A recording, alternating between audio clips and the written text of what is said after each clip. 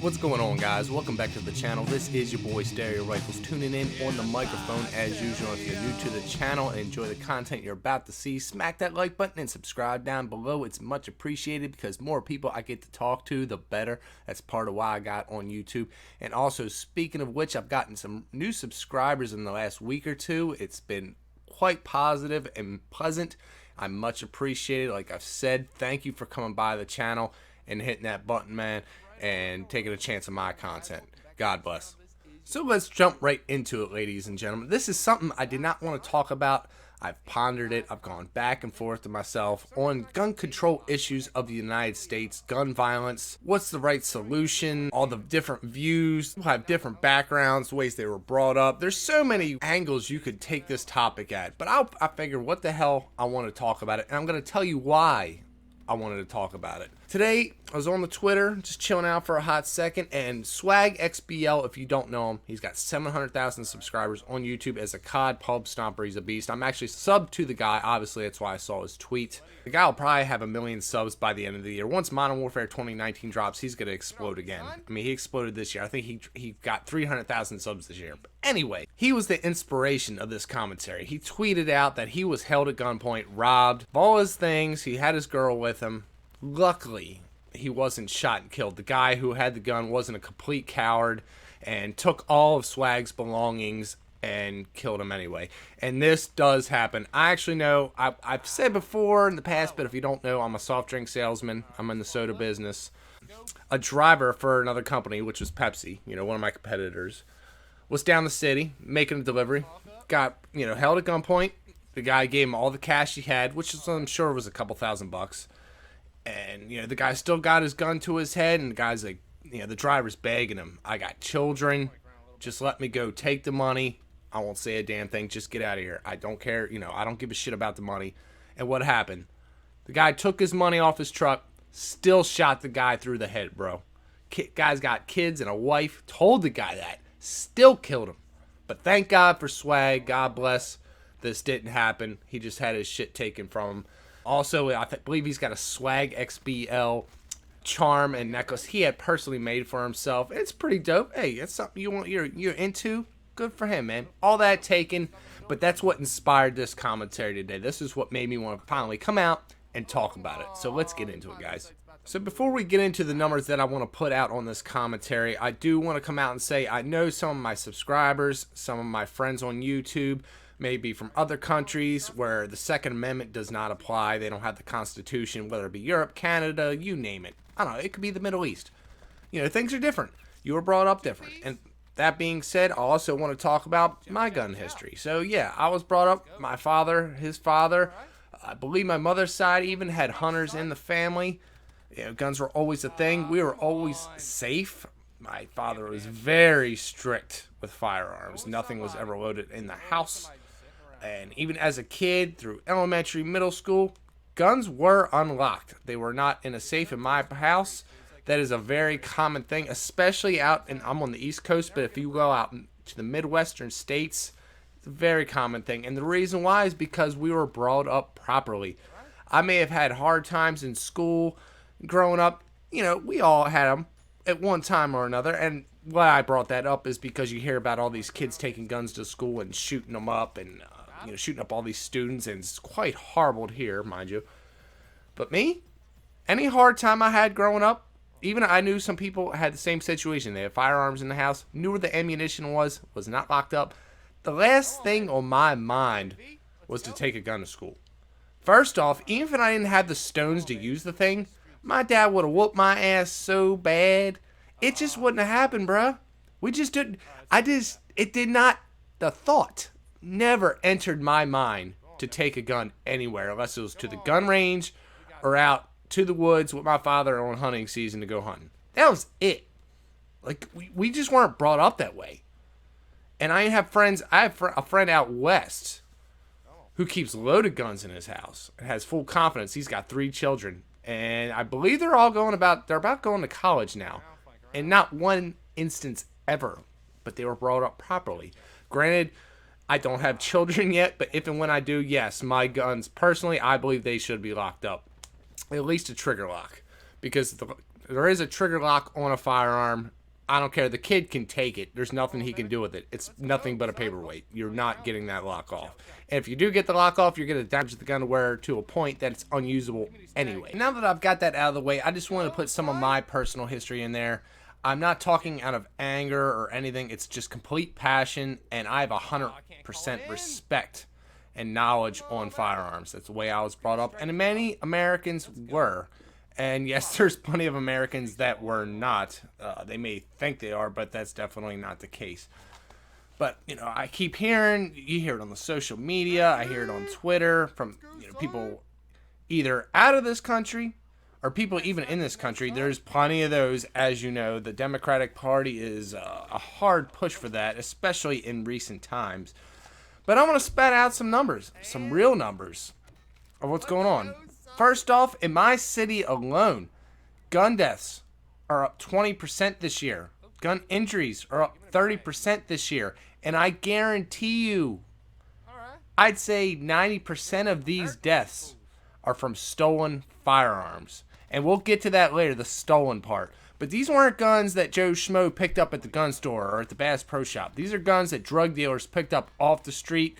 And for all you know, they were out of state, from out of the country. These were smuggled guns. These were not legally purchased guns. Most of the time, it never is. That's the thing people don't understand. They said there was 300 deaths in this state from pistols last year. But none of them was from purchased legal firearms. They are stolen guns. And like I said, we will get to that. Now that I got that out of the way, I do want to bring up one city in this country, Chicago, has some of the strictest gun laws in the country. Granted, they're not, I believe, the strictest gun laws in the country, but they are one of the most significant. And they also have plenty of gun-free zones. In October 2016, they had 4,000 gun victims in some of the strictest gun laws in the country and gun-free zones. Gun kills rose by 61% between 2016. And that is 25 deaths over 100,000 people in comparison to 14.7 to 100,000 in Philadelphia, and just 2.3 thousand to 100,000 people in New York City. And are these numbers the gospel? No, they're not. I just want to put this out there just to give everybody a perspective when they blindly say gun control is the way, because criminals do not give a shit about gun laws. They're criminals. They'll do whatever they can to get their hands on these guns. And I'm not saying everybody. I'm not talking about the people of El Paso and some of these suburbanite people that have taken semi-automatic weapons out and killed 30, 40, 50 people in mass shootings.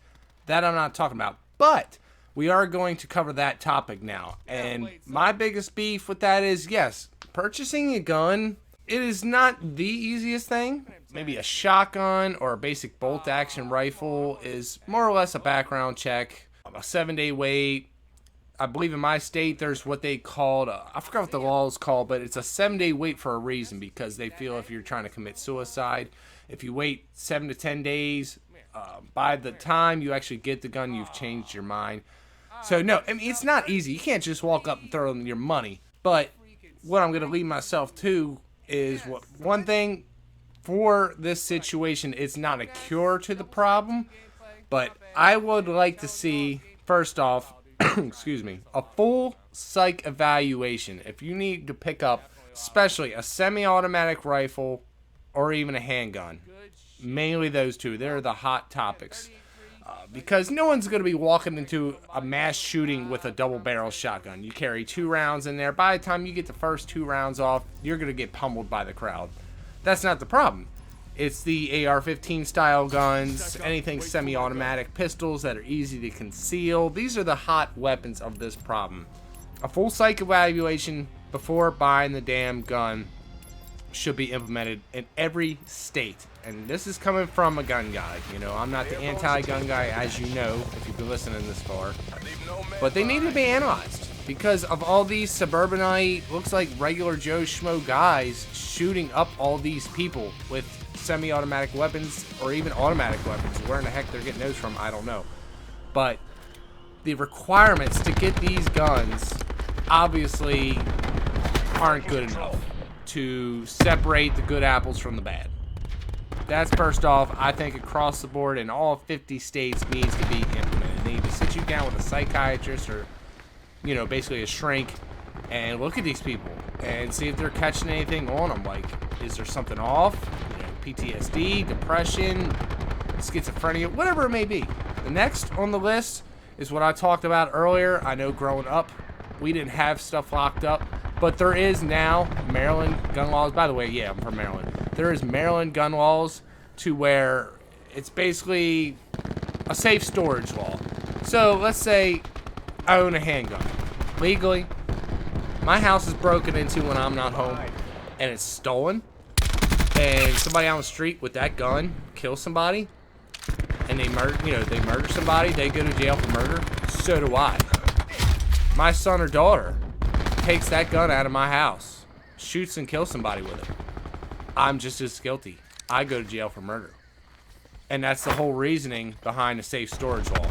Because if they break in, they can't steal it, they can't do anything with it. And I think that's actually a very good law. And that goes back to what I was saying about people in the city and these gangs, drug dealers, stealing guns from people and doing what they're doing with them. I totally agree with this. Again, I feel like this should be a 50-state law without even thinking about it. Definitely. So I do think there's things that can at least help alleviate some of these issues. Is there going to be 100% gun control? No. I mean, if people wanted firearms bad enough, they'll go out, they will get guns smuggled into this country by any means. And don't tell me it doesn't happen. Drugs are smuggled into this country daily. Cocaine, heroin. What makes you think they're not bringing guns in? So you could take my gun from me. You could take guns from the people who are actually sane and respect the firearm for what it is and use it as protection or for a hunting tool. But at the end of the day, if they're smuggling them into the country or stealing these guns, that has nothing to do with gun law. That gun law does nothing. But I understand why people want a change. Yes, you hear it on the news all the time. I watched the news today when I got home from work. And I'm just sitting here depression's not the word, but disappointment and sadness. For 6 officers were shot in Philadelphia today, I believe. It was an 8-hour standoff. And, you know, these kids were shot up in these schools, and there's the El Paso event. I can go on and on and on. But the thing is, you got to stop criminalizing the wrong people. I'm going to finish this commentary up with one thing. Again, I'm not full on to where everybody should carry a gun, but if a full psych evaluation was the law and a safe storage law was implemented properly, there's instances where these people have attempted to shoot up a group of people. And if the good people were allowed to carry a gun, not even everybody, but more than there is now, it could have been prevented. You can go online now for things. A good example is, say you're a single mother, you're a gun owner, you're in your home, someone breaks into your house. You might have a knife, might have a gun, but you know, most women on average are what, 5'3", 150 pounds, 110 pounds, give or take, whatever. You're not fighting off a full-grown man. It's not gonna happen. And you can look, you can research online self-defense stories. I mean, I've seen it on the news, my local news, of a single mother. You know, the guy broke into the house. I had my shotgun, I had my pistol. Not necessarily killed the guy, but I put him down enough to where I could call the police. Otherwise, he would have killed me, or he would have damn near killed me. You don't know. You know, and you can say what you want, but let's go back to Swagg XBL, who I was talking about earlier. What if Swagg was carrying?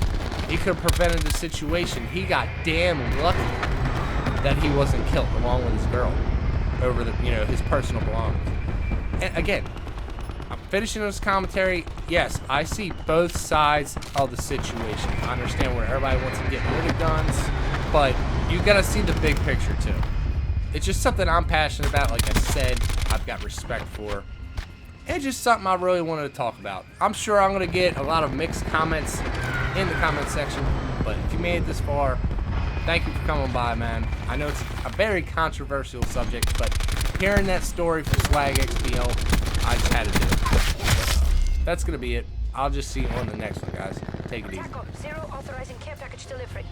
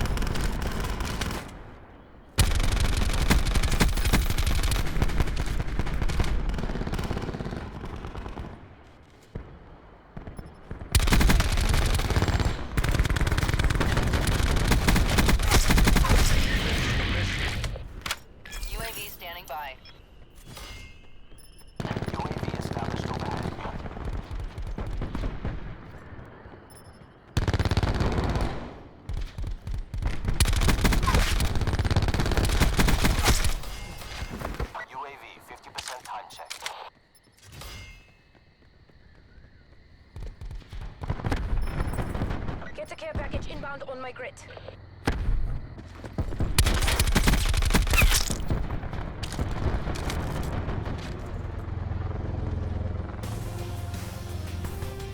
Mercs think twice before trying that again.